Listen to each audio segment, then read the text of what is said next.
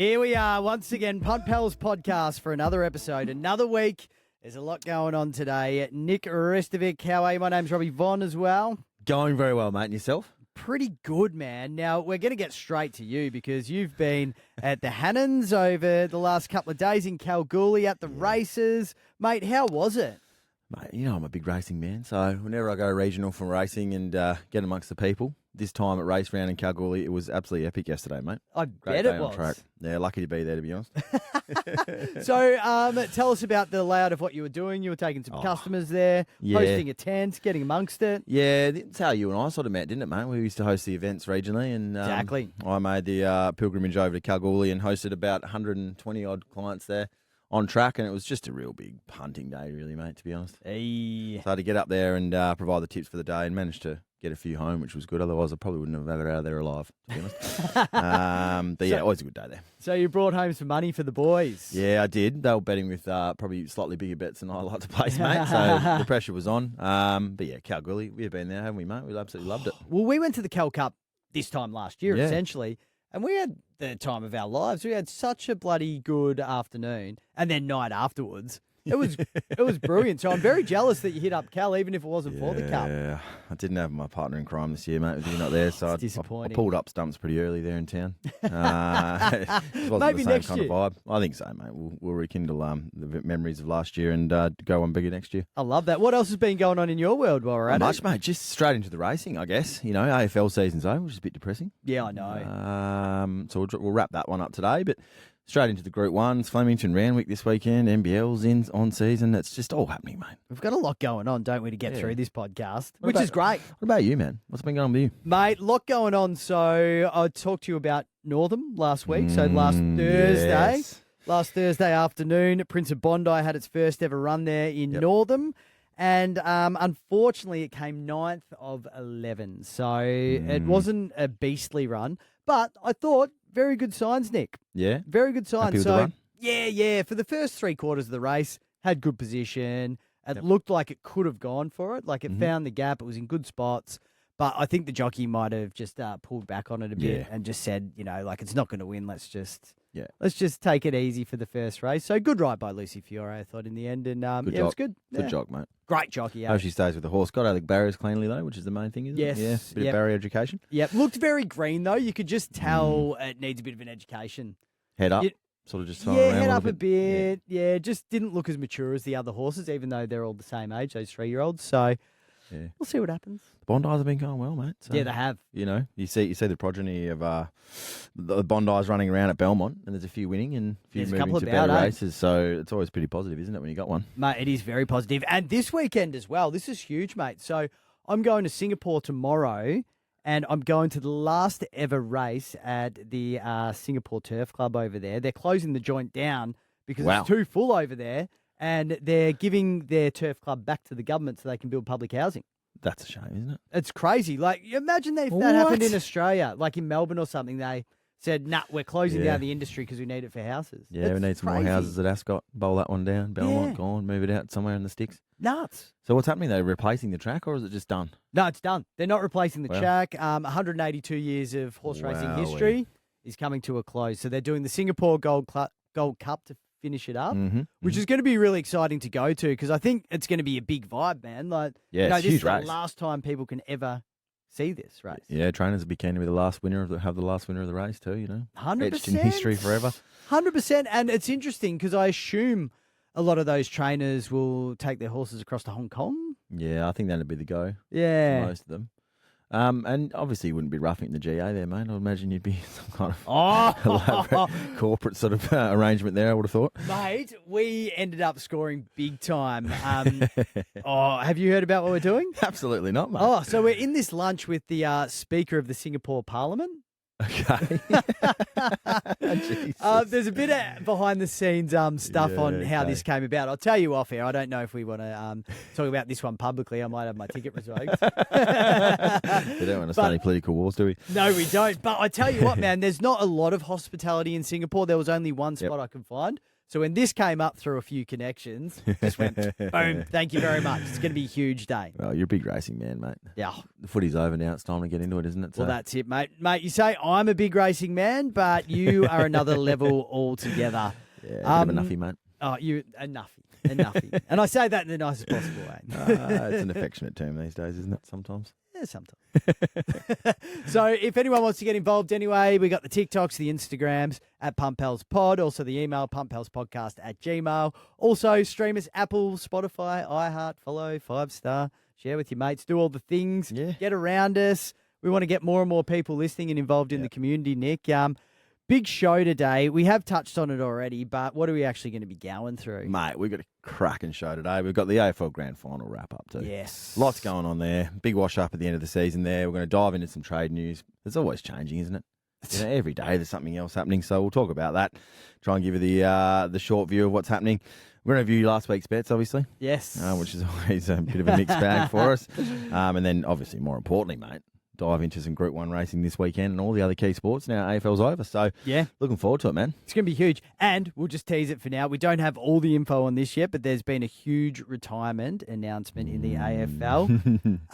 When we're doing the grand final talk, I think we'll delve into that one because it's a good time for it. Yeah, because the reports have been there all week, but I didn't think it would happen. Yeah, I was very dubious on the news, mate. Yeah, unbelievable. Big hammer, but there were some signs, weren't there? So we'll do a little sneak preview into it later on. Sneak preview. All right, well, let's get into last week's bets, I think, first up, mate, because they were interesting. Tell us, how did you go, man?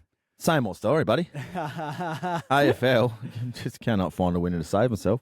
But then, thank God for racing. Yeah. Came through the goods again. So went with the Heaney and Zorko tab touch Norm Smith special. The 3 goals or 30-plus disposals, mate. I thought both those players would be prolific. And the buzzer indicates what happened. Zorko was tagged by Jordan early, James Jordan, which meant she didn't get to the 30, and then Heaney just couldn't get in the game whatsoever. Went missing. Yeah. The missing persons unit's out there looking for Heaney at the moment. I've seen a few memes up on the socials this week. And the Lions just dominated the midfield, mate. So both those players. All right, fine. The buzzer. Yeah, give me another one, please, mate. Racing double. Thank God for this one. Growing Empire, which you followed me in, I believe. I did. Thank you for the jinx bet. It was good. Yeah, we're off the jinx betting now, mate. We're following each other in. So, Growing Empire at Moonee Valley. What a race! Oh, magnificent. Did everything but win. Yeah. It was just ridiculous. And Southport Tycoon obviously flashed home and got home there on the bob at 20-1. But I had it for the place in the double, and then I had that into broadsiding at Rose Hill, who's probably one of the best horses going around at the moment. It was pretty much the only fill up for punters on the weekend. The racing was broadsiding at came into about $2.10. Thank you. So $250 collect, mate. Boom. Yeah, so I went a bit larger than that one, $6.40. Mate, that's perfect though. That sets you up for the weekend. Yeah, it was pretty good, mate. So we're up $230 the last couple of weeks in profit on the back of racing. But then just to finish off on a bit of a sad note, mate. Grand final exclusive. Yeah, man, that wasn't even close in the end, was it? Danaher and Papley for 4, Neil, Gould and Rayner for 60. We got the posies up, but Danaher and Papley couldn't get the 4 goals, mate. So, 1 win, 2 losses. Yeah, 2-4 from Danaher as well. Yeah. He wasn't the straightest of kicks, was he? Could have won the Norm if he kicked straight, I reckon. Wow, mate. You turn that into 4-2 and it's up there. Yeah, he's a big game player, isn't he? Although there was two other Brizzy players who kicked 4 goals, so he would have had his competition. Probably, mate. What a routing. How did you go, mate? Average. So I took that tab touch special as well. Only had $10 on it, so it wasn't a big loss. Yep. I'm spewing. Actually, do you know what? I'll go with the rest of the footy ones first. So $15 on Will Hayward for the Norman 81 in the first quarter. He kicked first goal. First goal. I thought, hang on, we're on here. Wasn't to be. So celebrating early. Yeah. I also had Charlie Cameron for the Norm at $34. But he's another one who could have got it done. His first quarter was really good with the tackles. Missed a couple of easy goals though. So he sort of put himself out of the game. And the other one that was big for me at the footy, I just thought this is a lock. Heaney's going to have a big game. So I had $50 on Heaney for 20 possessions plus and 2 goals plus. He would have got the 20 posies. Seemed a banker, eh? Yeah, it did. I mean, many people would have backed him in the Norm Smith, but that special in particular, I thought was probably one of my best bets for the weekend. So yeah. It was a shame, real shame. Yeah, it's a pity. But I think he would have got there if he wasn't injured because he got 14 posies in the end, and he was starting to look like getting into the game. He kicked a goal. So If he played the last quarter, I think he would have got that, but woulda, shoulda, coulda. So all those AFL bets are no. My one saving grace was following you in the Manikato and also the Golden Rose. So I only put $10 on that for a $64 collect, but you know what? We'll Something take it. back in, mate. Yep. Just something a little bit to play with, I guess. There was a few big key punting stories over the grand final, wasn't there, man? Yeah, so Norm Smith, Ashcroft wins it in the end. What was he paying for that? I didn't actually see. 20. $21. 21. Mate. Yeah, $19 and some other operators. But, yeah, with us, he was 21s and youngest ever to win it. So it wasn't seen by many, was it? It was a very good effort from him. I almost thought Lockie Neal was the best on ground, but, you know, the judges made their decision. And Ashcroft actually won by quite a margin. I think he got 15 votes and Neal got 8. So he's almost doubled, wasn't it? I thought Neal was going to be very close. Yeah, but I also noticed Kai Lohman only got 1 vote. And I thought that was rough, personally. A bit of Stewart's inquiry into the voting. It's been controversial, the voting after the Brownlow. So. Well, it has, but you know what? All we can say is people who know better than us cast the votes. Yeah. We got sucked right into Heaney, didn't we? We just started loading up. Well, the thing about it is, you mentioned that, and he was super quiet. He did cost the punters. Aside from my bets that I had with the potty, I had a few multis of my own, and there was about 5 of them. They all relied on Heaney. And Heaney was the killer on all of them. So I don't know how you went with any side bets. Mate, you saw the screen recordings. Yeah. For those at home, we've started sharing the screen recordings of the live tracker on some of our same game multis. It's just been heartbreaking, hasn't it? I had one with Zach Bailey anytime, which was paying about, I think, $1,200 from 10 and kicked 3 the week before. Did not get a single look at goal. And, obviously no cash out. So, I was devo about that one, man. It was good in principle. Since we're talking footy, let's come back to Tone's hot footy tip and Locko Collins after that. Yep. Let's just delve straight into our key takeouts from the grand final, man. Yeah? Yeah, I reckon. We're going to save up the Tones and Lockie Collins review. Yeah, let's save them up because we're on topic now. Yeah. I don't know how you saw the game, but it became just a little bit uninteresting almost in the second half. It was not competitive. Yep. I love seeing the Lions run out, but they just blew them away, really, in the second quarter. It was so disappointing that Sydney didn't rock up because as neutral supporters, the one thing you want is a close grand final. Yeah. You know, our teams weren't in it, but you want to enjoy the footy and you want to go, all right, that was a great game. We enjoyed watching it and it was just a great way to end the season. But in this particular case, pardon the French, it was shithouse. Yeah. Sydney absolutely sucked. Mate, they did. And, on the biggest stage, 4 in a row now they've lost in the grand final. Yeah. And defy the pattern for the rest of the AFL season where big leads are being chased down. It was competitive right to the finish. The grand final, of course, went back to what it's been like the previous years where a team gets ahead and they just continue to pile on the pressure. But I think it was all lost in that second quarter. 6 goals to Sydney's 1. Yeah.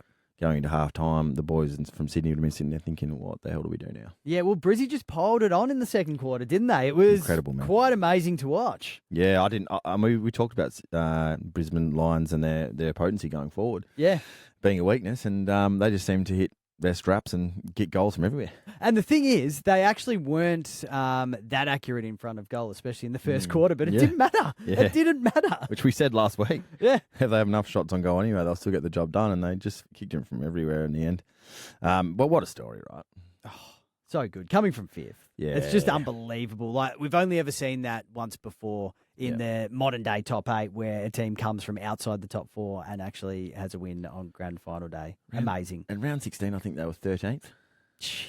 They were 0-3 at the start of the year. 4 knee reconstructions to key players. Kadeem Coleman was massive early in the year. Will Ashcroft coming off an ACL, missing most of the year. So they've had their injury issues. Yeah. They've had the doubters on Chris Fagan. They've had their forward doubters, like probably you and I have fallen into that bucket a little bit. But 100%. Yeah, you got to watch the second half with a smile and just enjoy it for the Brizzy Lions, don't you? It was really good. I had to say that this grand final was one where I would have been happy with either team to win. Yeah. But it felt like a bit of a fairy tale for the Brisbane Lions to win it there in the end, and it was really great. And you talk about stories like Will Ashcroft, for example. He came back mid-year. He's only in his second year.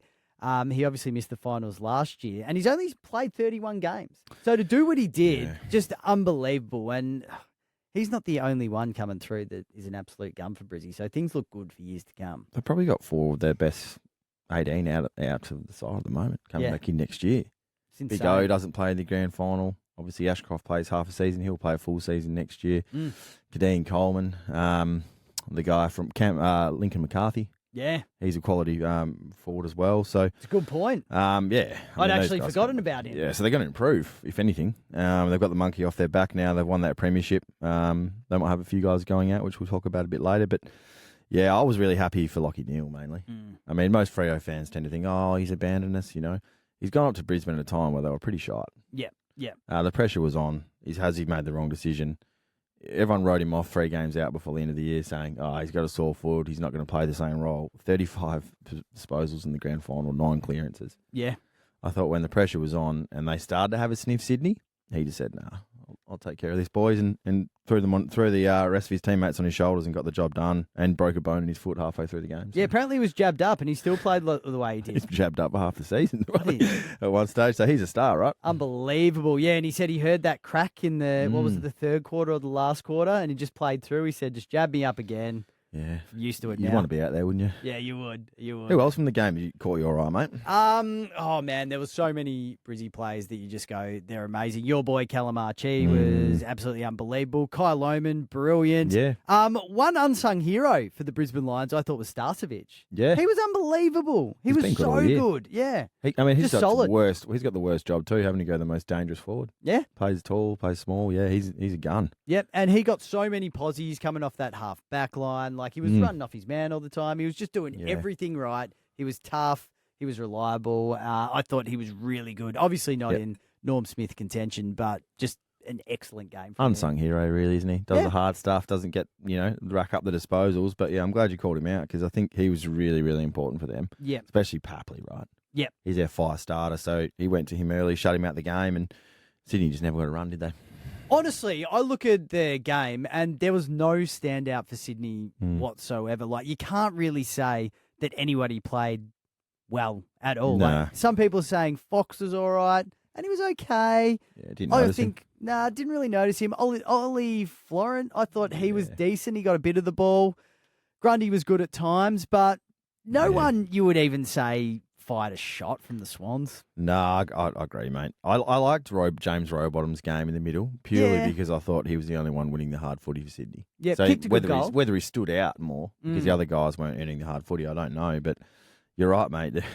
You looked at the player ratings in the paper. I think most Sydney players were sort of 4-3 out of 10. Yep, Goulden fired up at the end when the game was over. Yeah. So that was just pointless. Does that with his tank. He's always fires late. Yep, and I mean the thing is at that point though, Brizzy didn't care. They weren't tagging him. They were just letting him do what he wanted because why would you bother? Yeah, exactly, mate. It's crazy. And a couple of things we said in the grand final tips came good, didn't they? Yeah, well, that is true. That is true. So we sort of, what did we run with? We both tipped Brizzy in the end. Yeah, we did. Which we liked. It was good from us. Give us a big tick. Thank you very much. You said Sydney were slow starters as well, which was true. Yeah, they did kick the first goal. They were even in the first quarter, I think, but they eventually wore them down second quarter. Yeah. Then you called the 3-quarter time line, Brisbane at 3.5 points plus. Yes. $1.89, which I thought was great. You well had that one in the bank, mate. Mate, I was happy with that. I mean, the line probably didn't really matter this time around because I was expecting it to be within 10 points at 3-quarter time. I think you and everyone else, man. Yeah. So it was that one. We called out McCluggage. He didn't have a massive game. Didn't need to really. Nah. He was one of those guys that sort of started getting posies in the last quarter as well. He got up to 20 when it didn't look like he'd have a hope of doing that. So that was good for a lot of punters probably. Yeah, it was, I think, mate. The other one we liked Calamachi 2+ at 380. Yes. Like we said last week, just have as much as you want on that. That was a great call from you. You should have taken him at 3+ in the end. Kicked 4, didn't he? So that was probably the value in the game, really. And amongst all those other bets, that's probably the one that probably provided the most value in the game. Yep, very true. And we said Grundy could be the man as well, which wasn't the case at all. He was okay. What did you make of Darcy Forth's game? He wasn't standout, but he's obviously done the job. Yeah, I thought he was really serviceable. I mean, Grundy got on top early, to your point, mate. I think Darcy Forth worked into the game quite nicely. And you need to have that backup ruckman that can do the job. Yeah. A lot of teams really struggle to keep sort of 2 quality ruckmen at the same time. We've seen a lot of these sort of teams in recent years where the second ruckman that's quality goes to another side for better opportunities. But you see what happens in the case of Oscar McInerney. He's 2 dislocated shoulders in the same game. They didn't have Darcy Fort or a quality backup. I think the game outcome would have been significantly different. Could be true. It's not Yeah. quite the same when you start putting blokes like Josh Dunkley in the ruck, which the Western Bulldogs were doing at one point. I can't believe that. Final eh? series 2 years Yeah, ago. that was so weird. It was like they weren't playing a ruckman. Yeah. Anyway, that's a whole nother story Need altogether. a good ruckman, mate. The other thing I wanted to touch on as well, because I didn't put this man in Heroes of the Week, which I'll be doing a bit later, which I probably should have, to be fair. And you know what? I'm going to call him an early Hero of the Week, and that's the big O, Oscar McInerney. Yeah, Is loved he it. the best bloke in the world? I think. Honestly. Oh, I'm pretty sure he might be, mate. Like, how happy was he for his teammates and the fact that the Brisbane Lions won? Most players, and you see this every year, there's always a hard luck story, and they're always crying at the end. Fair enough, because they don't get a medal, and they're just like, what the hell? Whereas the big O was up and about and cheering and hugging everyone, and, mate, he's probably the best bloke I've ever seen. He did an interview at the end of the game with Channel 7, and they were getting around him, and he was so happy. And he won Player of the Game. Great shout from you, man. I love that interview. Yeah, it was so If good. you haven't seen it out there, go and watch it. They tried to deflect to him and say, how are you feeling about missing the game? Never made it about himself. Nah. Went straight to Darcy Fort, and all he wanted to talk about was Darcy Fort and how he's fought and toiled all year to try and get a gig in that side, and how they work together and they're great mates, and he was just enormously stoked for Darcy Fort. And I think, to your point, man, like everyone just wants to get to know the big O, don't they? They do now, yeah. He's an enigma. He's a fire starter for their team. They say he's one of those cultural leaders that everyone loves to get around. So What a champ. Hopefully they can get one for him next year. Yeah, I think it's a big call at this point of the year, but mate, that's probably the inspo then, isn't it? Yeah, it probably is. We probably have the big O's face up on the wall there at the training centre there. Let's get a medal around his neck, but I'm sure Darcy Fort might let him wear it for a bit. Maybe. I don't know. If I was Darcy, I wouldn't be handing it over. Exactly. Be like, this is mine, baby. Get a replica or something. Pardon me, mate. So that was the grand final, done and dusted. I mean, AFL's done for another year. I actually messaged you on Saturday night and sort of said, well, what do we do now? Because I always get that feeling at the end of the footy season. So do I, mate. So do I. It's an anticlimax and a half, isn't it? It is, especially when the results are like that. But, mate, we move on to more footy stuff because there is a lot going on. And I think the one that we probably should touch on first, we haven't really got it in the notes, but we probably got to talk about this one, is the West Coast Eagles and Andrew McQualter. He's been appointed the coach. It looks to be a really good appointment from what I've seen of him in the very brief press conference he's done and the little bit he's chatted. I reckon he seems like a really, really good prospect. What are you thinking? Yeah, we called it on the podcast probably 4 to 6 weeks ago. There was obviously Stephen King and McQualter, and he came from the Clouds, really. Yeah, well, you called it. I called Stephen King. I thought King was going to get it. Well, King did too, didn't he? He was the short price favourite. I like his, to your point, I like his attitude. I like the fact that he's positive. I think he's going to resonate really well with the young guys. Yeah. He's been around successful footy cultures and successful teams. So I think younger coach, look at Sam Mitchell as an example. Younger coach coming in, new, fresh message. Fits the demographic of the younger group coming through and seems like a real energetic sort of guy that's going to really bring them up and about. So I thought it was a good appointment. I mean, unproven for a successful club like West Coast to go with an unproven coach at the head coach level is always a risk. But, I think it's a good shout, man. Well, the proof's in the pudding a little bit with him, though, because, let's be honest, he's attracting half of Richmond already. Baker wants to come across. Graham's on the way. Graham's coming. There's talk of Shai Bolton. A lot of people want to come and play for him, so that's a good sign straight up. Yeah, I think so. And obviously Harley Reid is a big draw card for players to come over too. So he's going to build a list, and I think he's going to have to make some hard calls on some of the senior guys. But I don't reckon he'll be scared to do it, though. No, I don't think so. He's got nothing to lose. Yeah. So fresh message, a chance for them to reset, and I think I think he's going to be really good for WA footy. I'm excited to see him have a crack at it next year. What else are you hearing out of Freo and West Coast, by the way, mate? You're the ears to the ground when it comes to trade news. Well, Freo the big players, I guess, 3 first rounders. Yeah. Which everyone's coming for, right? What do you reckon they'll do? Do you reckon they will trade for a big dog, or do you think they're just going to go young? I think they're going to get Shai Bolton. Yep. Yeah, so I think he's their target this year. He's their number one priority. I think they're sort of arguing between picking 9 and 12 to send to Richmond for him. Dockers will want to send 12. They'll want 9, so they might land somewhere in between or pick 12 in a third-round pick or something like that over to Richmond for Shai Bolton. Yeah. Well, I think it's a really, really important player for them. As I said, Sonny Walters on the way out. Shai Bolton just gives them another look up forward, and they probably need another 40, 50 goals out of someone, I think. And he might be able to be that player for them. So they're really keen. They really want Chad Warner as well, Freo. Yeah. I think it's a bit premature. I think so There's too. talk, but yeah, I don't know. Yeah. We'll see what happens. I reckon I'm more likely to get done at the end of next season, the way I'm getting my mail at the moment. I would be very surprised if it got done this year. Yeah, but he's keen to come back, and he's obviously got 1 year left on his deal there. Yep. So, yeah, I don't think it'll get done. But, yeah, West Coast, I think, yeah, as you said before, mate, they're becoming quickly attracting all the Tigers, aren't they? Did you hear the rumour that West Coast are trying to, or Tim Kelly's kind of driving this a bit, he's keen on going to Freo? Because he wants to stay in WA. That's bizarre. Who's done that? I don't know. Well, apparently he wants a longer deal. West Coast don't really want to give it. Yeah, okay. And so Freo's the option.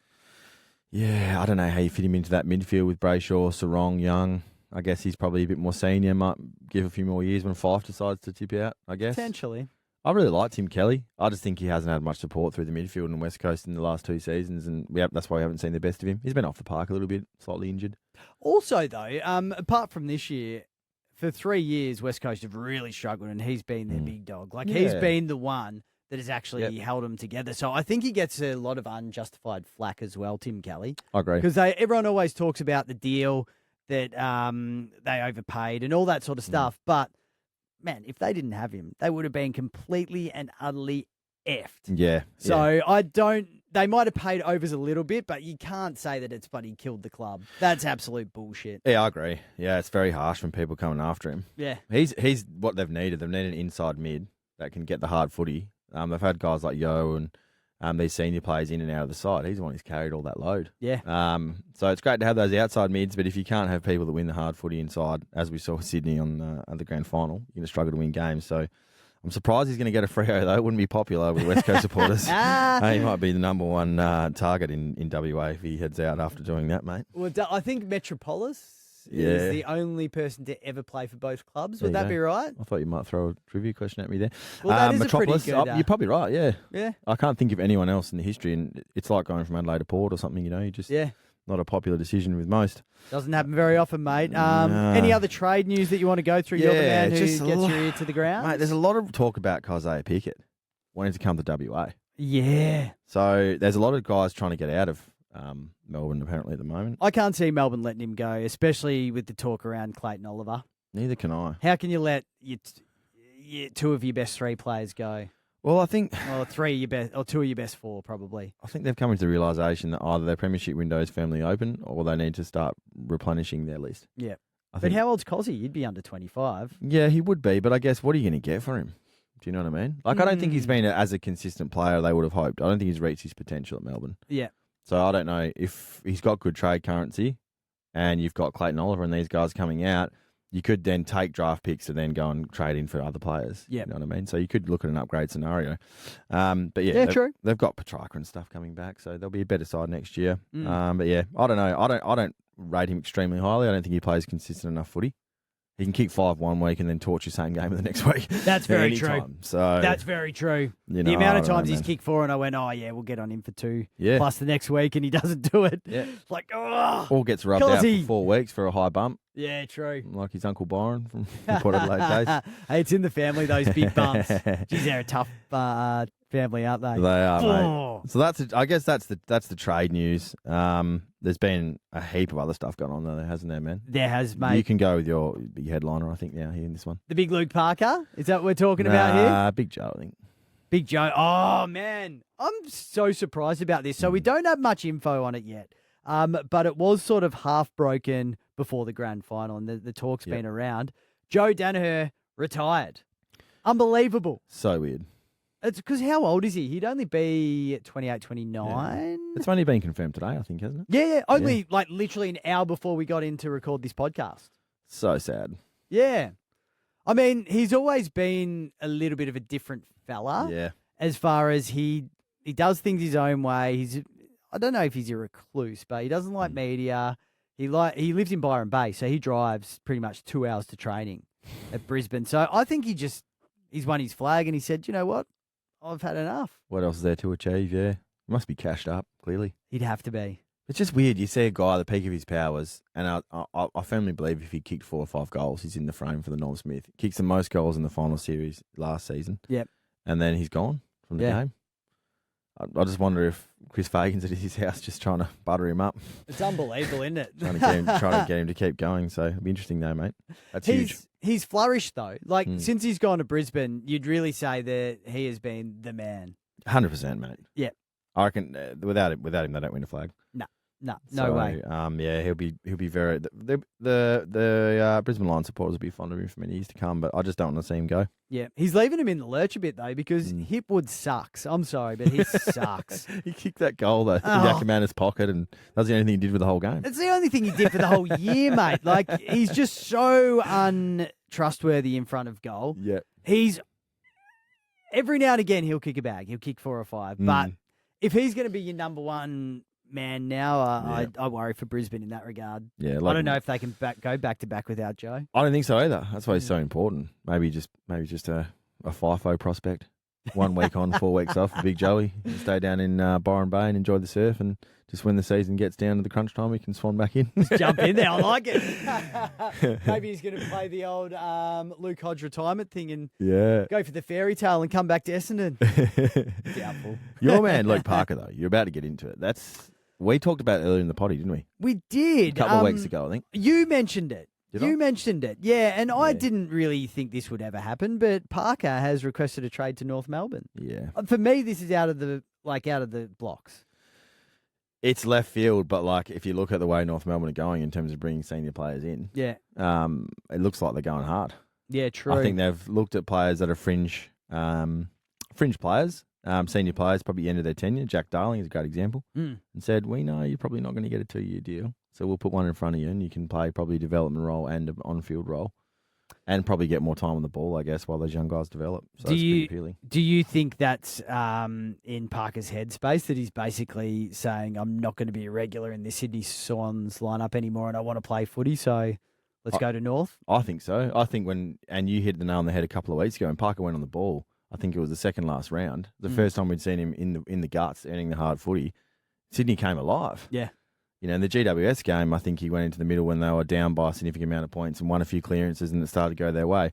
I think when I saw Luke Parker playing on Leah, which cooked down Multi a few weeks ago, as a defensive forward, you've got an all-Australian midfielder. Yep. I'm sorry, but I know those other guys in that midfield are good, and I'll talk about it later, Horse, but Parker's got to be in the guts, doesn't he? Yep. He's not that old. He's not 35, 36. He's only 32. Exactly. And he's still got it, man. Like in 100%. In the grand final, he kicked 3 goals in that last quarter. Yeah, so I think he's been a bit dogged there the last half a season, I think, for Sydney, and I reckon it's a great thing. He's going to extend his career at North, and they've got a great young list. Why wouldn't you go there? Yep. Under Clarko, he's probably the great coach to then move into a coaching role as well later down there on the track. So there's a lot of appeal. Yep, I tend to agree. I think that's really good. So good on him. I want to see him playing more footy. Yeah, you've just got a few more quick ones there. Danny Houston, likely to go to North as well. Crazy. So he wanted to go to Carlton. We want to go to Melbourne for a start in general, but now he's likely to go to North as well. GWS is Perryman's likely to go to the Pies. Isaac Cumming wants to go to the Crows. Lukosius has been offered a 6-year deal at Port. Yep. And then a couple of weird delistings. Gary Rowan, unfortunately, and Brandon Parfitt delisted by the Cats. And Rowan's had a really rough trot the last month, mate. Did you see the picture of his head when it got stapled together? Insane, man. Yeah, I think that might have something to do with it. Yeah. I think he might be a bit cooked. Yeah, it is. Like it's a fractured skull. Yeah, it's crazy. Yeah. I guess it's sad in the sense that, he didn't really play much footy in his last year. Nah. So I didn't really go out on top, I guess. So he was a great player. I love watching him at the peak of his powers. Yep. He got a flag, though, so that's all good. Exactly, yeah. But better than some, hey? And then Clayton Oliver. Yeah. I don't know what's going on here because every single media outlet reports something different. Have you got any mail here or not? No, just listening to different podcasts and everything. It sounds like Melbourne want him out, but they're still playing a hard game. In order to get him out. So they're asking for a lot, but they're trying to get him out. Apparently he met with Geelong yesterday. Yep. Had a coffee with, who do you have a coffee with again? Oh, I forget. I was listening to it on a podcast. Anyway, so he's meeting up with people there and it could get done. Geelong will probably get a couple more quality players. Man. I think our man Bailey Smith's nominated Geelong officially now. Yeah, those two in there. Yeah, they just keep doing it. They'll be around the mark again next year. Always. They do it so Cheeky well. Bastards. They do it so well. Now, mate, sorry, I skipped over it before, but we better go over Locko Collins' NFL bet very quickly as well. How'd you go? Mate, Get around him. He's got his first multi up. Oh, you beauty. Mate, he's on the board. He banked a 4-legger last week for 310. Yep. Which, in NFL land early in the year is a pretty epic performance for him. Well early done in the by season. him. So late work from the great man. He's pretty hard on himself, Lockie. Yeah, he's right. like, I'll start to, do a bit more form this week, and I'll put a sort of 4-legger together. He might go a bit shorter, mate. 1 in 4 is not bad. He's on now. He's on now. I reckon he's going on a run here. And loves the commentary too, so he puts through the tips, and I've learned a lot more about NFL through him, so keep bringing that on, great man. Love that. What about your man, Tones? Tones hot footy tip, he got 3 out of 5. He is very confident this week that he's going to come through, so we'll go over his bet a little bit later, but unfortunately, no love for the Tone there, and he gets on the text to let me know, I tell you what. Does he? Yeah, he's not happy. Does he have some rationale around like why he's moved out? Or? No. He just says next week. We need one on. We need one. Get one up for him, don't we? Yeah, I reckon this week might be the go. He's got a 5-legger coming up, so we'll go through that a little bit later. Yeah, beauty. But, mate, I think we're going to do your roast right now. Yeah, ready to get into it? We're going to do it with a brand new sting. Risto's Roast. Sizzling. Bit of a Copacabana. It's a light way to start the roast there with the new sting. Love it, mate. Yeah, you've been busy during the week. Oh, yeah. Heaps of work on. Love it, mate. Really stepping up the game. Look, we talked about earlier on, but the grand final, right? Fizzer, 60 points. Yeah. The AFL fans want to see a closer game. Yes. So we talked about the game strategy that obviously the Lions will be going into the grand final, which was this uncontested football game, which everyone knows the Lions are going to bring. Yep. Horse, you're a great coach. 4 grand finals in a row you've lost, and you go in to play Brisbane Lions, and you still choose to run the zone that we talked about last week, which was just a rubbish game plan. I'm sorry. But you got absolutely dismantled on the weekend playing the zone. At some particular parts in the game, I think Brisbane were on track to record 165 marks was the forecast, which would have been an AFL record, uncontested marks. So you played the zone against a team who leads uncontested marks for the league, and in my mind, it cost you the game. It became across at one or particular point in the game as almost arrogant. Yeah. I saw the likes of the Sydney Mid standing 4 or 5 metres off their opponents, trying to guard space, and then Brisbane just cutting them up with 1-2 handballs, short chip kicks from Zorko through the middle, short kicks inside 50, just picking around the zone. And at halftime, I thought they're just going to come out and change the game plan here, surely, the Swans. Yeah. They can't play the same game in the second half, surely. Well, when things weren't going to plan and you had 5 unanswered goals kicked on you in the second quarter, and then you turned up in the second half to play exactly the same game style, you got the same bloody result. Us. So, you needed to change it up. You had Zorko, Dunkley, Berry, Fletcher, all these guys coming off half-back, just racking up the footy at will. No one going with them. You had Ashcroft coming through these forward 50 contested situations with about 3 or 4 metres on his direct opponent. He's hit you on the scoreboard with a couple of goals. Like, I just don't understand how in AFL you have an opponent that you get scouted the entire week to try and develop a game plan, and then you just can't execute on either can't execute or the coach is giving you the wrong game plan to begin with. Disappointing. So that was the first thing that really got me fired up because I wanted to see a close game, mate, didn't we? 60 points, right? And then the other thing I didn't like about it, mate, just as a little side hustle, you need some midfield grunt players in there, Sydney. Yeah. You didn't have Mills. For me, you just lacked contested football winners in general through that midfield. Heaney, you can't leave it to him to do every single time. You've got Warner and you've got Goulden who love the outside footy. Yeah. When it's grand final day and it's there to be won, and you've got Lockie Neal putting his head over the footy to try and win it, and all you've got's Rowbottom trying to do the hard job for your team. You've got no one else to help him. I think not playing Taylor Adams was a huge, huge mistake. Huge. Like, you don't play Parker in there either. You want to play him as a deep forward. Like, put your contested guys who win the hard footy and set the tone for your team. When you're down by 30, 40 points, any danger trying to win a clearance through contested footy. Yeah. So I didn't like it, mate. And I know hindsight's a wonderful thing, but the Lions are always going to do that. And surely you have to have a better game plan to negate it. Risto, I reckon I can tell you're hungover today when you wrote that. You're not happy at the horse. No, You're grumpy. I'm not happy with the You're horse. not happy. No, I'm happy with the horses and the racing, but not the horse. The great man. No, he's not on. He got what he deserved. He did, mate. He did. Take that. Take that. Horse. How you feeling all right now you've got that out? Yeah, not much better, mate. Yeah. You better. All right. Couple of power rays would be nice, but Very good. All right, let's move on to the Wildcats. I didn't do any punting on this at the weekend. I know you did, though. So you've got a little bit of a review for us here. Fire up. Look, I mate, didn't even watch this game. the Wildcats played the Kings. Yeah. And it was an epic game. They're probably one of the two of the three fancy teams to take it out this year. 89-88, if I remember correctly. Is that in the notes? You've done your mail. Yeah. No, it's not in the mail, but you clearly watched some of it. They trailed as much as 17 points in the first half, the Wildcats. And always the knock on them has been Bryce Cotton needs to be big for them to win. Yeah. But they had a guy come on. He's too late to grow anymore. Exactly. Well, He's short. he's a bloody good player, but he's not going to rack out the rebounds. That's right. He's not a 7-footer. But they had a guy come on called Elijah Pepper in his second professional game for the Wildcats. Oh, yes. Mate. He came on, hit 5 triples, which was enormous. Ooh. He got him back in the game. So out of nowhere, suddenly the Wildcats led by 2 points late in the fourth quarter. Couldn't quite get it done. Yep. But I think most fans out there'd be thinking, Jesus, we've struggled to rebound last year. Suddenly we've got Dylan Windler in, who's had 26 rebounds in 2 games. Yeah. Hey, now that's a knock on our team. Suddenly we've got a guy like Doolittle who's racking them up as well in terms of rebounds. So he's very good. Elijah Pepper, you've got Keanu Pinder scoring. You've got obviously Bryce Cotton, who just seems to rack up 20 points easily every single game. Suddenly you've got a decent team again where I think we can threat for a championship. And we're always around the mark, but without rebounding, it's tough to win games. So on the back end of that, mate, we've created a Tab Touch special this week. I've already got on it. Yeah, of course. Yeah. So, you're not an NBL fan, but you've he's got his max 20. So you can take us through it then, Big Phil, if you want.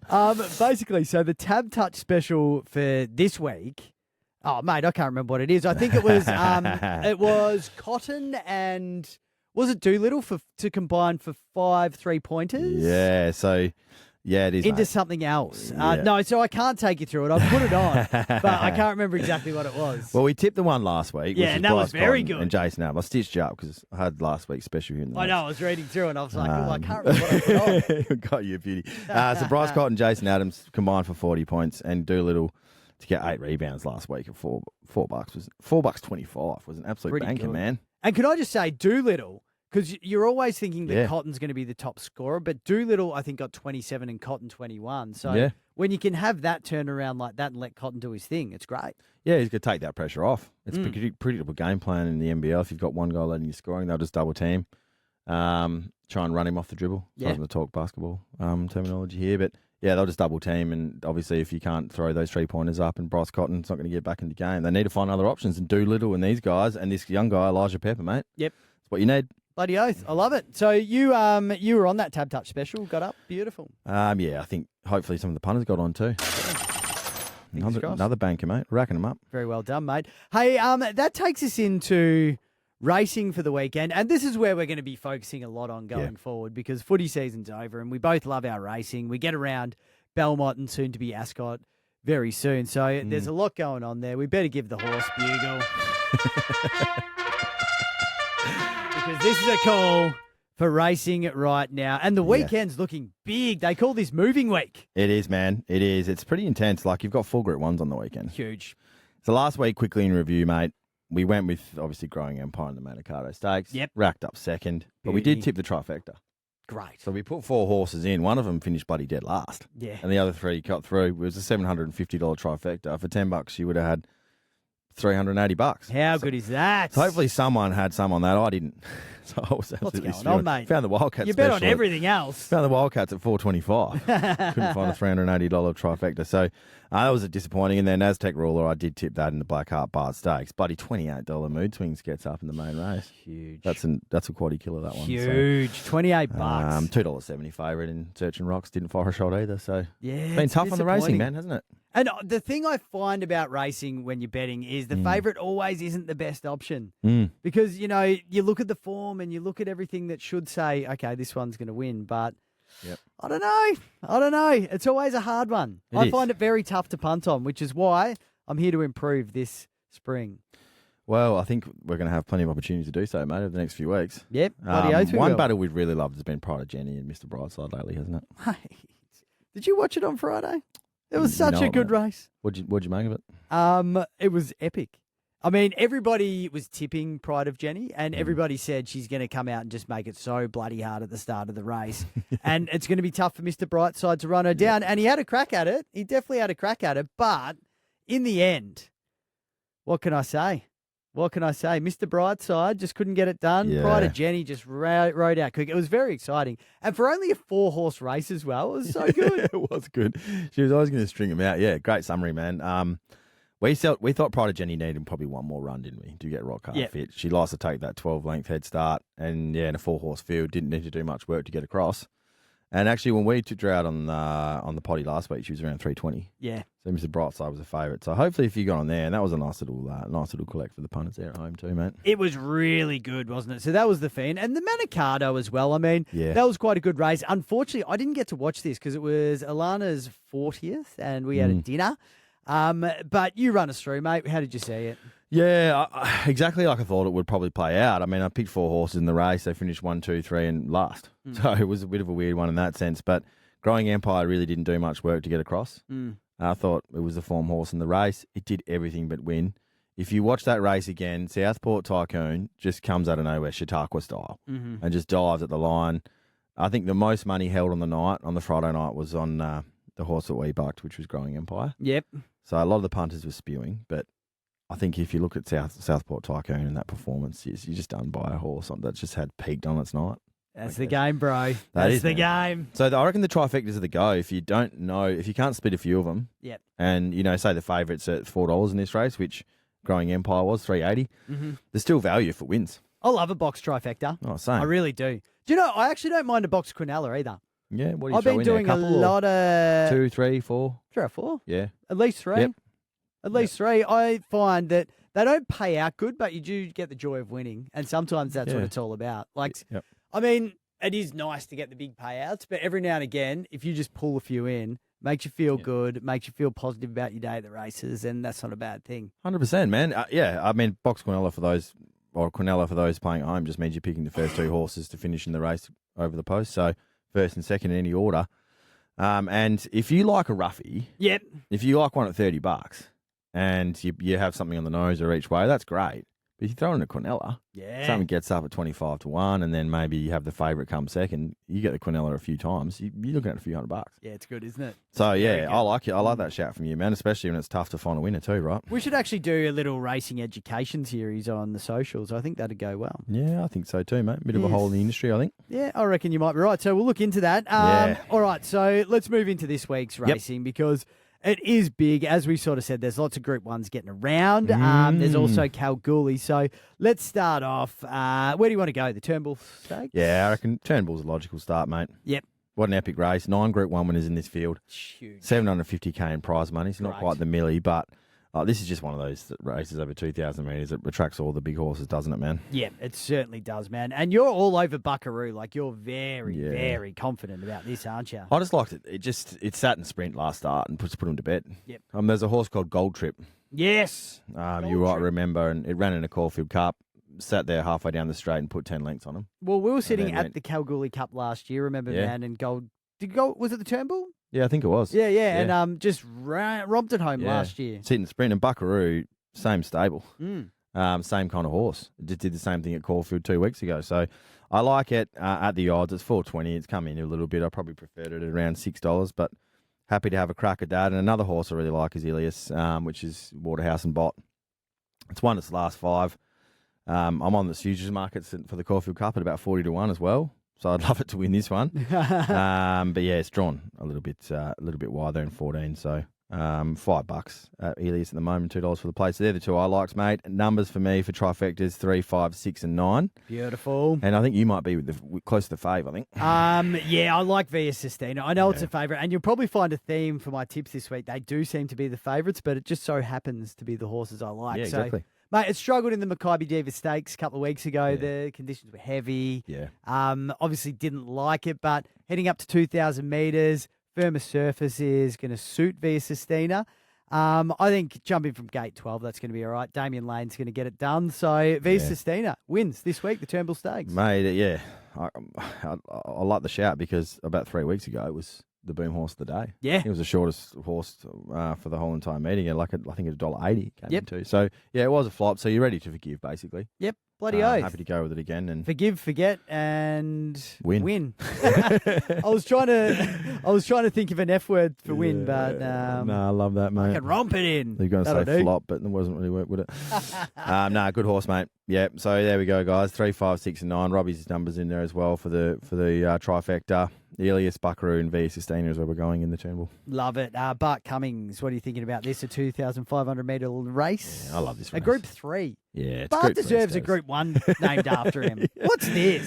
Yeah, he probably does, mate. After He does. he's probably taking too much prize money. He'd be right. Yeah, well, I don't know. You've got family. 81 Melbourne Cups on your back cabinet.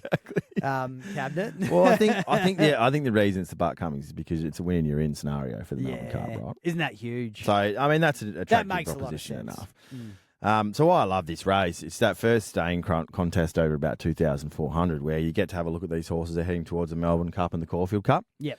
And I think the trap with this race is there's horses that are already probably going to get to the Melbourne Cup, and this is a warm-up run for them. Yep. They're probably going to be better over 3,200, which is the Melbourne Cup distance, where you've got a race here at 2,500, which is around the Caulfield Cup, which is 2,400. Yep. Hard to find another race at 3-2 though in the prep. Exactly, exactly, mate. Yeah, exactly. So you've got stayers that Melbourne Cup quality, and they attract a good price. But are they set for the distance? Probably not. So I think a few of them will be working to their grand final, which is the Melbourne Cup. So I found it hard to find a winner in this one, but I think there's some roughies that they'll just want to win this one to get straight in. Yeah, take any. That's element pretty down good, out of isn't it? It's pretty cool.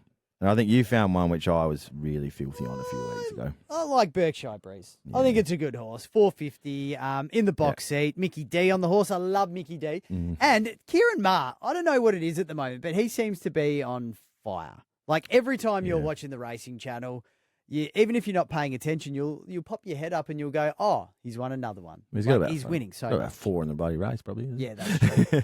No, that is a good point. His stable's on fire, mate.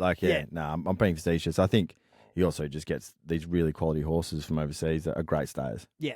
So if they want to send a horse, he wants to buy one, he'll generally bring them over. We'll talk about one of those horses in question later. He will have probably some of the best days in the race. Yeah, and with the Breeze, the Berkshire Breeze, past 5 races, 3, 2, 1, 1, 1. Yeah. So it's got form. I like it. Get behind it at 450. It's nice. I'd love to, but I bloody hate Berkshire Breeze. Oh, Do you remember 3 weeks ago on the potty? I had Berkshire Breeze as my best bet. I do. And I had 50 on him. And I think it was $3. All the punters in the country were on him. He got Park 2 back on the rail and tried to flash home like he was Chautauqua over a 2,200 race and just didn't get there. So I'm going to jump off each way or use the bet special. Money back for second or third. Well, I got the bonus bet back, but I guess it was just one of those horses that everyone loved. It was a hype horse and didn't get the job done. So I'm going to steer around him this time. I backed a horse a few weeks ago called St. George. Yeah. You would have seen the ticket from the retail agency there, Tab. Yeah. And was the only one to let me down. So I'm staying on St. George. Kieran Maher again. He's $8. He has wins at 2,200, wins at 2,900 as well. So it can stay the horse. And I think it was pretty unlucky the other day at Caulfield where it got stuck in on the rail. Had a horror run down the straight. So I'm prepared to forgive that run. I'm prepared to pot against Berkshire Breeze, which again I reckon will come in significantly on the day. And stick with St. George. Oh, well, so as you said, good luck finding an actual horse that's not trained by Kieran Maher in this race. Probably 4 or 5 that could win it too. They might all ride together and raffle off who's going to win. That would be actually pretty cool to see. Probably quite illegal, but it would be quite good. Yeah. Randwick, so we've got the Epsom. This is a big one, obviously, a 1,600 metre race. Great one. We love this. We love this race. Yeah, it's been some pretty good winners this race, mate. Winks, Desert War, Gunsand. They're all big names, aren't they? Yeah, they are. And this is just one of those races that all the trainers want to win. Yeah. It's been around for 100 years, odd. So it's 20 runners have headed to this race, which is a huge field. It's Melbourne massive, Cup style isn't it? field, yeah. That is crazy business. Yeah, so a lot can go wrong, particularly if you draw wide and you have to do a lot of work 8 deep to get around. Yeah. This race it's over 1,600. You spend too much gas early, then you're probably cooked at the end. Yeah. Yeah. So there's a lot of strategy in this one, isn't there? Heaps. And the barrier draw plays a massive role. Yeah. If you're a horse that goes forward and you draw inside, that's where the money tends to go Yeah. on race day. So You spec'd a couple here, mate, haven't you? Yeah, mate. So I like Seawolf, 650. Ran a couple of seconds in the autumn. The Randwick Guineas and the ATC Derby. So good races there, mate. Absolutely. 3 runs back this time. He won a 1,500 metre. Well, he had a 1,500 metre at Rose Hill and second in the Kingston Town a fortnight ago as well. So, I don't know. I think he's due. And at 650, decent value. Yeah, I'm going with you, mate. Yeah. I'm going with you on this one. I was a bit worried about 1,600 metres. I know Seawolf is more of a stayer. Yeah. But to your point, he had a good run at 1,500 metres at Rose Hill. Stepping back in distance, but yeah, mate. My only question mark's whether this is his grand final or not. So, is he targeting longer races in the next month or so? Oh, I thought you were going to say, is he Sydney Swans or Brisbane? Because that's a big scale. Yeah, it is a big step. No, look, not the AFL grand final. More thinking, is he headed towards maybe a 2,000 metre race or, something later in the carnival. So I like the horse. I think it's rate odds at 650. So I'm happy to go with you. But there's one other one I like, mate, which is from the Mars stable again. Surprise. And it's called Nugget. So it's a 1,600 metre specialist. It's a former UK galloper that Kieran Mars brought over here. Love it. Beat up all the Australian horses. Last prep, at the end of the prep, it was a bit average, to be honest. But it strung together 3 wins on the trot to start off. It was really good in the Group 1 CF4 at Caulfield and at Doncaster Mile, which are both around the 1,600 metre rate, 1,600 metre distance. So the form stacks up for me. Loves it a bit wet too, which I think is a little bit soft. He's $13 and 360. So happy to have something on Seawolf and then definitely happy to have something each way on Nugget. Value. I like it there, Nico. Finding us a nice bit of value there. So we'll see how we go, though. And you got to love Nugget. Like, it's great. Yeah, it is a terrific name, isn't it? If you're going to bring a horse to Australia, Nugget's always a good one. Bloody oath. Should be racing at Kalgoorlie, mate. The old Golden Nugget, mate. It's actually not a bad shout at all. Premier Stakes, that's also on at Rose Hill, mate. Tell us about it. What are you thinking? Just a classic sprint race, this one, man. Of course. This is the lead up to the Everest. This will sort the weed out from the chaff for me. Yeah. So who are the best sprinters? Who are the up-and-comers? Who are the pretenders? So I think many of these horses will be going to the Everest. They may not be going to the Everest if they don't perform here on the stage. So this will stack them up. I like the staying contest, but traditionally, because I'm a Melbourne Cup, Caulfield Cup traditional man, the new race goers love the Everest and these short sprint clashes. This is one of them. It's got all of our favourites in it, mate, doesn't it? It's a decent field. Like, it's a epic. very good field. It's epic. Honestly, man, for me, Bella Nipotina, I know she's a favourite. And you know what? I'm picking a lot of favourites this week, but I love her. She had that amazing run a few weeks ago where she came back hard and she ran a second, but if she had another 30 metres, she would have run first. Craig Williams, he's going to get it done. And guess who? Once again. It's not Kieran Maher, is it? Are we sponsored by that guy? Because we seem to be picking all his horses this week. Kieran Maher, tell us a couple of horses you want to syndicate and we'll take a few dollars from you, mate, next week. Well, how are you seeing the race? Exactly the same you are. Yep. I think just to add a bit more context, she's only got 56.5 on her back. It's nice. Bottom weight. She's 2 kilos better than the other favourite in Giga Kick, and they're both around the 270 mark. Yep. So she's not a firm favourite. I think a lot of people are keen on Giga Kick. Who, haven't seen much from him just yet. So Giga Kick had a good 2022, but it wasn't huge last year, was he? No, he wasn't. And I think, as I said, mate, these big sprinting races, you can often get caught up in some of those boom horses, but if they travel with a bit more weight on the back, sometimes it can have a big telling impact. Yep. So I think the 2 kilo weight swing is crucial here, and that's why I'm more prepared to go with you on Bella versus the back in Giga Kick at 58.5. Love that from you, mate. All right. So let's move to the country. Country WA. This is the real racing. Yeah. Belmont's done and dusted. Ascot's coming up, but we got a spacer. And it's one of the biggest weekends in country racing here in WA. The Kalgoorlie Cup. We were there last year. We had an epic time. We were hosting a tent. Yep. We had an amazing night afterwards. The Gold Bar got a massive run. And the party is going on again this year. We're not there, which is unfortunate for the people of Kalgoorlie. Yeah, Kalgoorlie Race Club, hit us up. It's not too time for late. a charter flight. Oh, mate, I'm going to the Gold Cup. Sorry, mate. I'll have to leave that one too. Sorry, you're an international racing fan these days. Yeah, sorry about that. Yeah, I do. But, mate, what do you reckon? It's just an epic day. I mean, you talked about how great it was last year. If you haven't been to a regional race meeting and you want to dabble in outside of Ascot and Perth and you want to have a bit of a road trip with the mates, It's a great day for all. The fashion's in the field out there. I was there on Wednesday. They had a great cover band after the last. Were you a bit angry that you got sent there on the Wednesday and not the Saturday? I like to vary it up, mate. You know, Yeah, I think my partner Sarah was pretty happy I was there on the Wednesday, not the Saturday. Means I got the weekend at home. But no, it was good. I don't mind the midweek racing there. You probably don't have the crowds as big as the Saturday. Yeah. They're a little bit down in terms of crowds year on year for the Hannons, which is the Wednesday meeting I went to yesterday. But apparently the Cup's going to be 20-30% bigger than last year. Oh, I'm be not heaving, surprised. man. Yeah. And people wait for the whole year for 1 or 2 weeks of racing in Kalgoorlie, and they get around. It's a big racing town. A lot of trainers, a lot of breeders in town. Yeah. A lot of the heavy hitters, man. So A lot of history around the Cup as well. Oh, Did it's you know incredible that race course. Oliver's there? You might have seen him on Wednesday. did the dinner. Did you do the dinner? No, I was going to pop in, but ended up just having one with the team. Bit of dinner with the team, but Nah, fair call. yeah, he's doing the rounds, isn't he? Yeah, him and Benny Cousins there. So that would have been an interesting sportsman's night, actually. The Calcutta as well. Yes. Where people beat on a horse in the race and going to pull the 25K. So there's plenty of theatre around it. The two up was going as well. For those who don't know, two up, it's the old 2 coins, Love and you got the to two guess heads and tails or odds and evens, and it's a great. And you don't great bet shout. against the bookie, you bet against each No. other in the crowd. It's really cool. So Really Kalgoorlie, quickly, mate. I didn't put this in the notes, but just a couple things for Kalgoorlie. Traditionally, a leader's track. Right, okay. So if you turn on the bend and you're in front, generally the horses on speed tend to win there. It was a howling win there yesterday, basically straight into the front of the horse that was leading. So I thought, geez, if you don't find cover, you're going to be in trouble. Even with the win the way it was, they were still winning from first, second, and third at the turn. Gotcha. So if you're punting at Kalgoorlie, look for the horses that run on speed or will go forward. There weren't many horses swooping, and the horses that swooped late, they didn't win. They flashed home, but maybe came third. So there were a couple of watch-outs in that yesterday. I That's think great advice from you. track will play the same again on Saturday, I expect. That's excellent advice there from Nico. And, Speed maps in your app. Have a look. Beautiful. Listen to this. Listen to this. I like it. Who's going to win it? Everyone's talking about Starry Heights at $1.60. I mean, a great horse, let's be honest. But is $1.60 too short if we're punting? I think it is, mate. It's got the pike factor, doesn't it? Yeah. Pikey goes on and suddenly it comes in below even. So we're going to play around it, aren't we?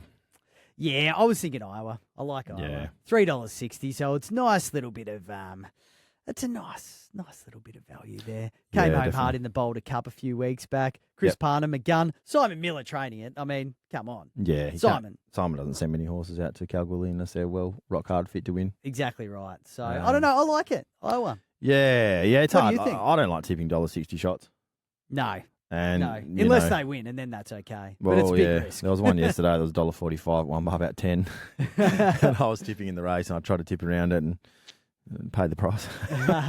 But yeah, I think mate, as you said, here you've got some form. Came home in the Boulder Cup pretty well a few weeks ago, didn't it? Yep, certainly did. So it's been up there for a little while.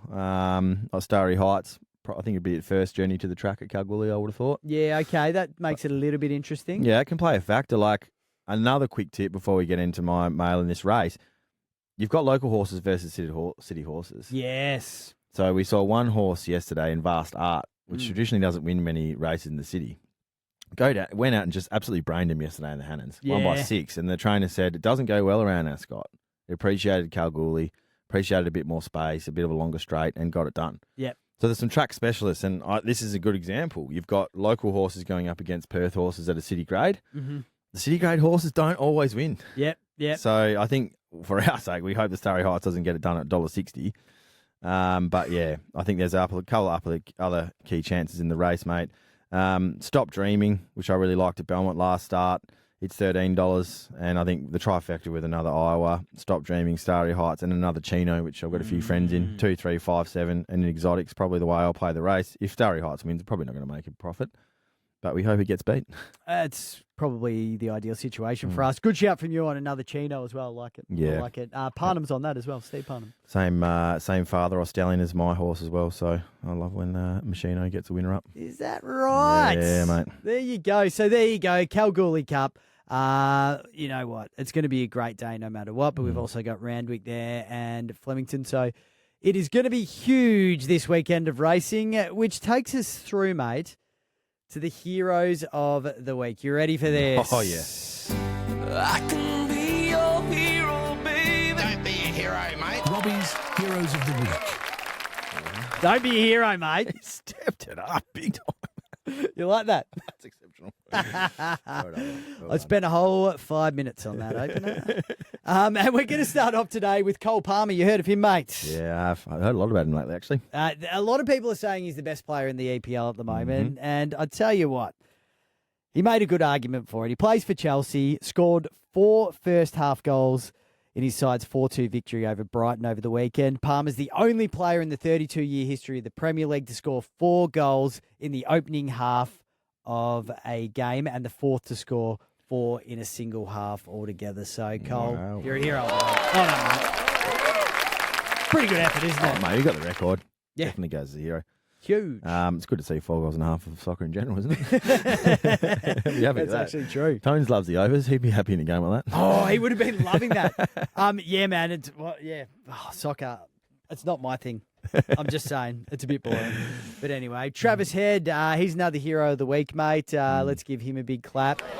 He won player of the series in the 5-match one-day series over in England. Barely knew it was on, to be honest. There was no publicity around it at all. Filthy, weren't you? Yeah, it wasn't good. But anyway, 248 runs he got. Average of 83, which is huge. He got his one-day international best of 154 not out and 6 wickets at 10.3, which is pretty good. A little bit offy. Yeah, he loves his spinners. Yeah, that's an elite series. Yeah, it's really good, isn't it? Bloody oath, mate. So well done to Travis Head. He just keeps getting better. Yeah, he does, doesn't he? I appreciate him.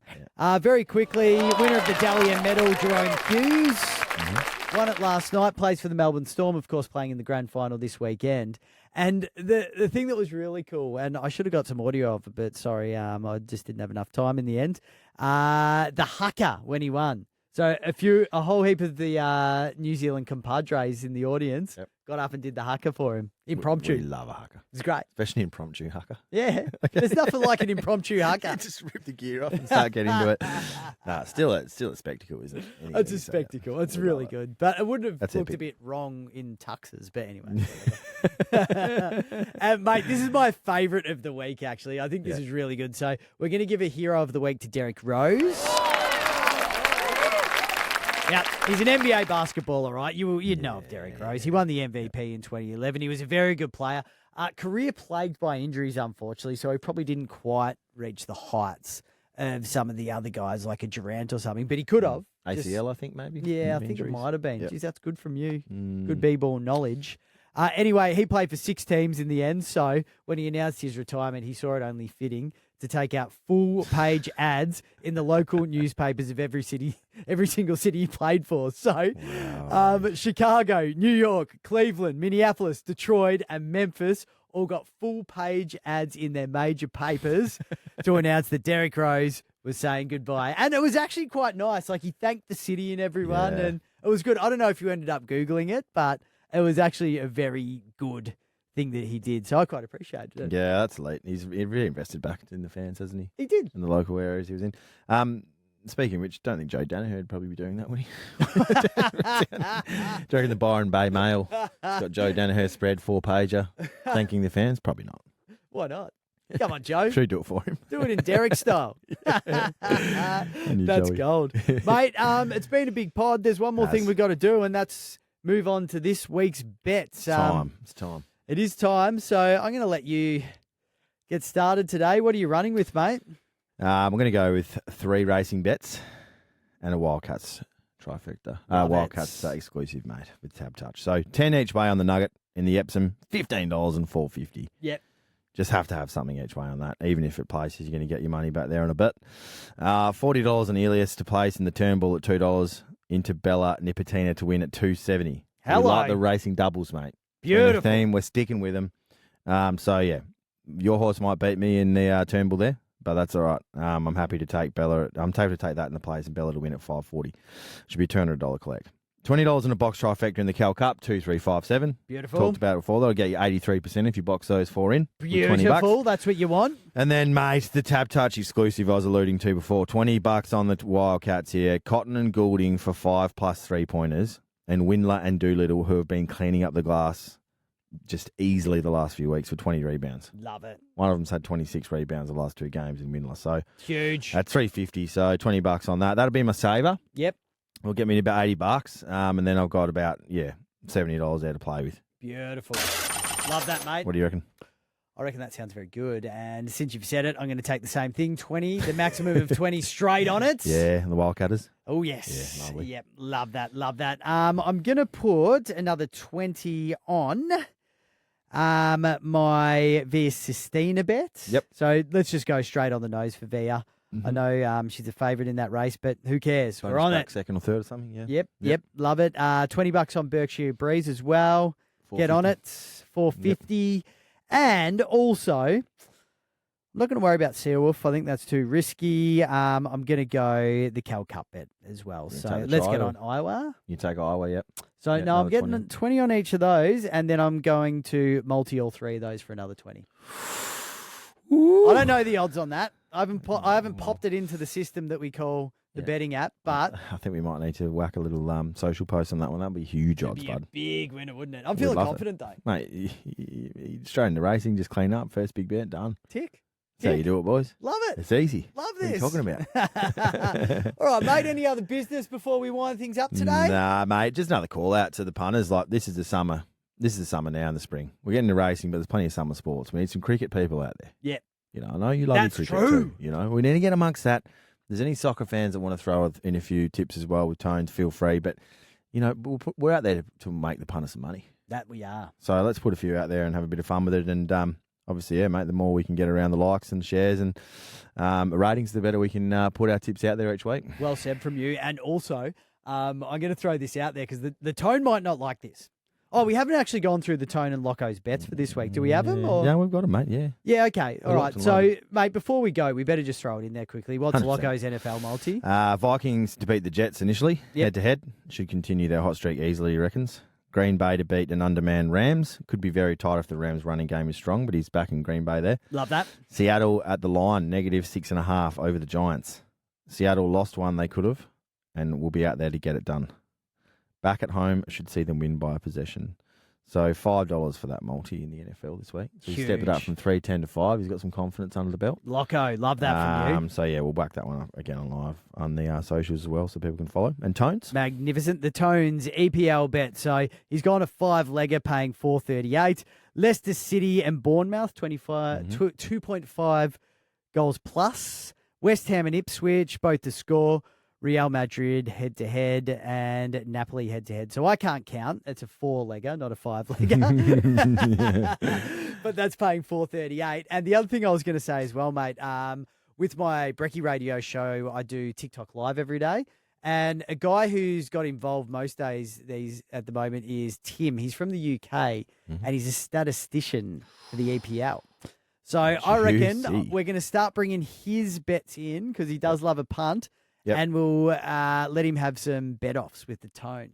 We'll see who can win. Yeah, I think so. We've got plenty of great content planned over the next couple of months, mate. So there's going to be a few betting challenges. Love it. There's going to be a few little monster multis with some audience tips. And, we get some stats behind it too, I reckon. It's going to be huge. It's going to be a fill-up of the summer, mate. We'll be getting that boat for Roto no time. 100%. Fill your boots. On that note, mate, happy punting. We'll be back. Oh, we won't be back next week. We're going to have a rest, so we'll be back in 2 weeks' time. Have a great fortnight, man. Thanks. You too, buddy. Good luck on the punt, mate. Good luck in Singapore. Thank you very much. You too.